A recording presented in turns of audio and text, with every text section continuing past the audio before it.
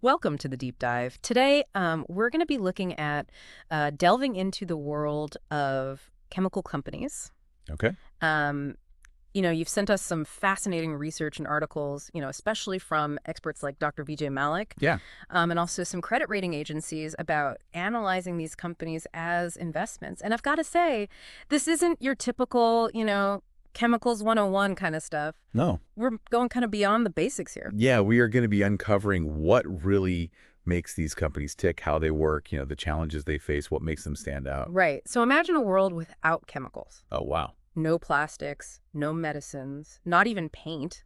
Right. But, within this vast industry, there's this hidden world of difference between, the makers of these everyday bulk chemicals, the kind of run-of-the-mill, and the creators of really specialized high-impact formulas. Yeah, that's a great way to put it, and that's what we're going to be highlighting today. Mm. The difference between bulk chemical companies and specialty chemical companies.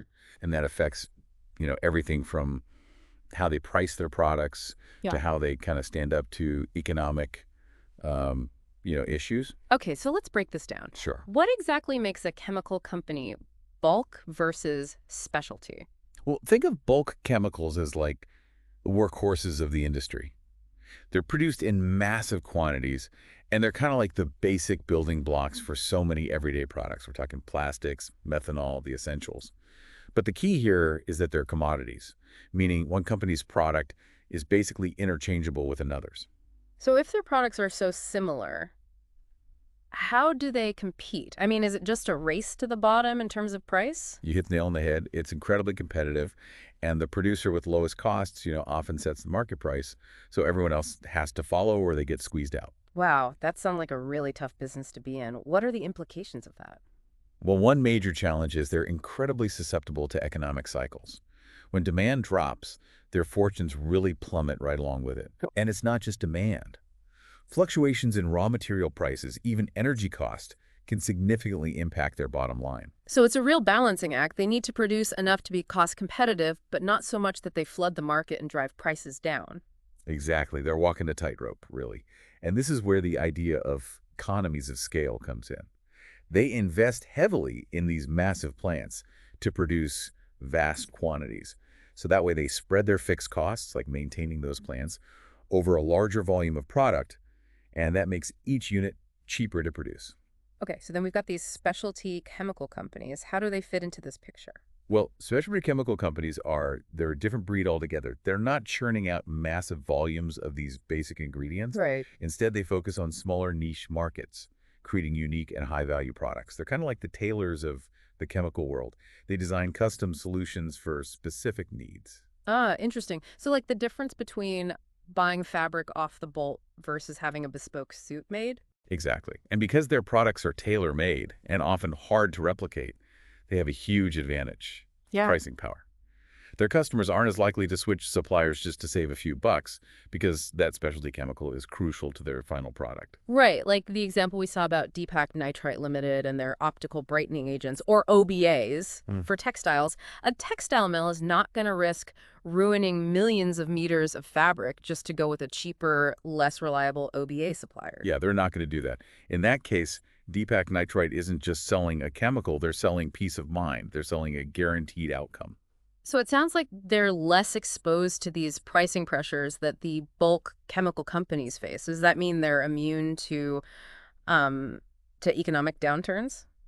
Well, they tend to be more resilient thanks to their pricing power and the diverse customer base. They're not totally immune, Right. but, their focus on innovation and creating these high-value solutions does kind of act as a buffer. And we'll talk about that a little bit later. Okay, yeah. So far we've touched on some of the challenges, particularly for the bulk chemical companies.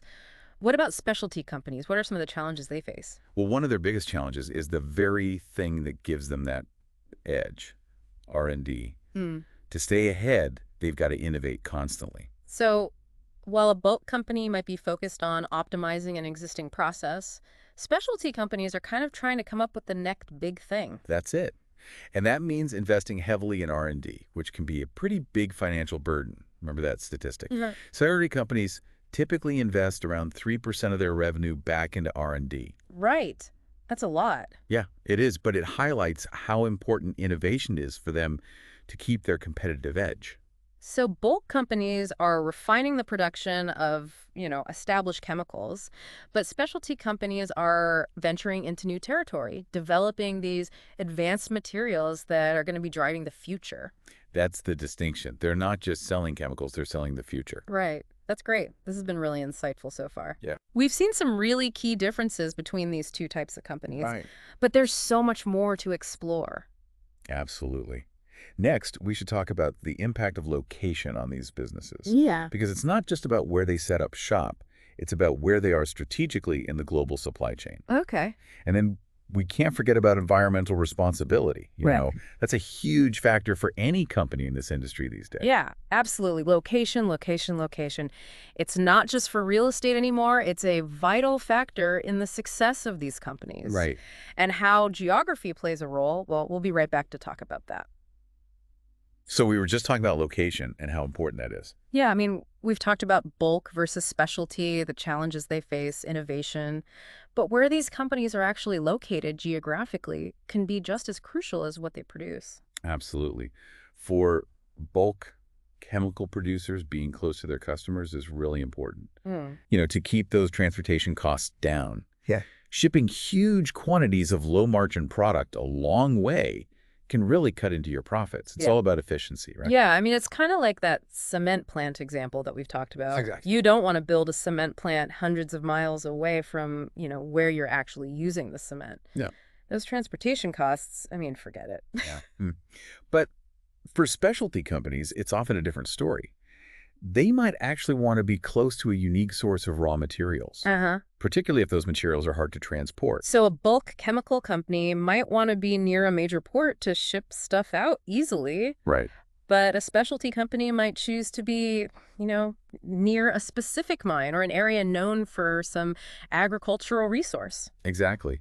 And thinking globally, we have to consider the impact of, trade and regulations on all of this. Right. We talked about how China's environmental regulations impacted companies like Bodil Chemicals in India. But there are also trade agreements, tariffs, all sorts of regulatory hurdles that companies have to deal with. It's complicated. And one key concept here is this idea of a level playing field. Governments use things like import duties or anti-dumping policies to protect their domestic chemical companies. They don't want them undercut by foreign competitors who might have lower labor costs or less strict environmental rules. Right. So if one country's flooding the market with cheap chemicals, it creates an unfair situation. Exactly. That's why you see things like anti-dumping duties being imposed. Take Deepak nitrite, for example, in India. They were facing a lot of competition from imports. And the Indian government came in and imposed anti-dumping duties to, level the playing field for them. So those duties act like a sort of protection, a shield. Yeah, Against a wave of cheap imports. And we saw similar stuff with no-ECL and national peroxide. Yes, those are good examples. Yeah. But it's important to note that these measures are usually temporary, just to give domestic companies a chance to adapt and become more competitive globally. So it's not about completely shutting out foreign competition. Right. It's about making it fair. Exactly. It's about creating a healthy competitive environment. Mhm. And while we're on the topic of competition and innovation, we have to talk about technology. Right. Earlier, we talked about how crucial R&D is for those specialty companies. But technology is impacting the entire chemical industry, isn't it? Oh, absolutely. Advancements in materials science, process engineering, data analytics. I mean, all of these things are changing how these companies operate, from research all the way to production and even customer relationships. So technology is touching every part of their business. Pretty much. Can you give us some specific examples? Sure. Look at material science. We're seeing incredible new materials with amazing properties, self-healing coatings, lightweight composites, even plastics that can conduct electricity. These breakthroughs are opening up all kinds of new possibilities. Wow, it's like science fiction becoming reality. It really is. Yeah. And in process engineering, automation and robotics are transforming chemical plants. They're becoming more efficient, safer, and less reliant on manual labor.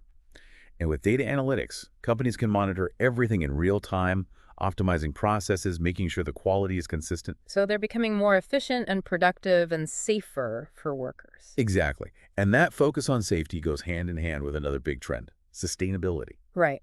We mentioned environmental responsibility before, but sustainability is a much bigger concept. Yeah, it's about everything from reducing environmental impact to ethical sourcing and fair labor practices. It's about creating value for everyone, not just shareholders. And these days, consumers are really conscious of these things. So it's not just a nice thing to do, it's a business imperative. It's like we're seeing a shift in what it means to be successful. Yeah. It's not just about profits anymore. It's about being responsible. Right. And this is especially true for the chemical industry because of its potential impact on the environment. Investors are paying attention to a company's ESG performance, their environmental, social, and governance stuff, and consumers are choosing to buy from companies that share their values. So companies that ignore sustainability are going to get left behind. They will. It's not just PR anymore. It's a fundamental part of doing business. Absolutely. The chemical industry is at the forefront of this sustainability revolution. It really is. We've talked about location, global trade, regulations, technology, and now sustainability. But before we get to our final thoughts, I want to ask you, our listener, a question. Okay. What stood out to you the most so far? What sparked your interest? Take a minute and think about what we've covered and what aspects of the chemical industry you'd like to explore further.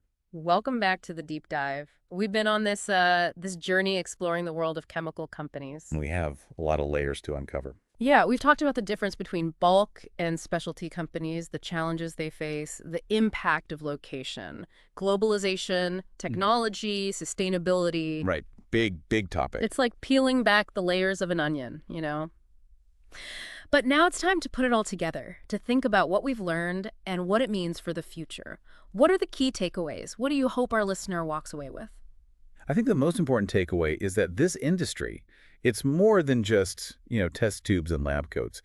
It's a dynamic sector that really impacts so many parts of our lives. I mean, the food we eat, the clothes we wear, the medicines we take, chemicals are everywhere. It's easy to forget that, you know? It is We don't kind of- always think about those processes, the companies behind the scenes that, make all this stuff possible. Right. And another important point is the difference between bulk and specialty chemical companies.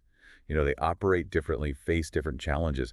That's crucial for anyone who's thinking about investing in this industry. It's like we said before, comparing them is like comparing apples and oranges. They're both fruit, but very different. Exactly. And we can't forget those big forces shaping the future. Globalization, technology, sustainability. Those who can adapt and embrace these changes, they're the ones who are going to succeed in the long run. So it's not enough to just keep doing what they've always done. They've got to be forward thinking. Absolutely. The future of the chemical industry is going to look very different from today. Okay, so those are the key takeaways. What about implications? What does all this mean for investors, for businesses, even for consumers? Well, for investors, it means do your research. Don't just jump into an investment because it sounds exciting. Look at the company's business model, its position in the market. Is it bulk or specialty? Growth prospects, sustainability, all those things matter. So look beyond the hype. Get to the fundamentals. Exactly. And for businesses in other sectors, they need to be aware of these trends too. The chemical industry supplies so many other industries, So understanding what's going on there can help them make smart decisions about sourcing, pricing, even developing new products. It's all connected. It is. And for consumers, it's about making informed choices, Understanding this industry helps us make better decisions about the products we buy, supporting companies that are doing things right, pushing for transparency and sustainability. Using our power as consumers to make a difference. That's right. Consumers are getting smarter, and they want to know more about where things come from, how they're made, what impact they have, and companies are starting to listen. So everyone wins when we're more informed. Exactly. It leads to a better, more responsible industry overall. Absolutely. We've covered so much today, but I want to leave our listener with one final thought. We talked about technology and how fast it's changing things, but we can't forget about the human element. I mean, behind every innovation, every discovery, there are people, scientists, engineers who are pushing the boundaries. It's true. It's that human spirit of creativity and collaboration that drives progress, not just in this industry, but in every industry. So as you explore this world of chemistry, keep that in mind. The people behind the science, the ideas, the potential for positive change. Couldn't have said it better myself. That's a great note to end on. Thank you for joining us on this deep dive into the world of chemical companies. It's been a pleasure. We hope you found it insightful, and we'll see you next time. See you then.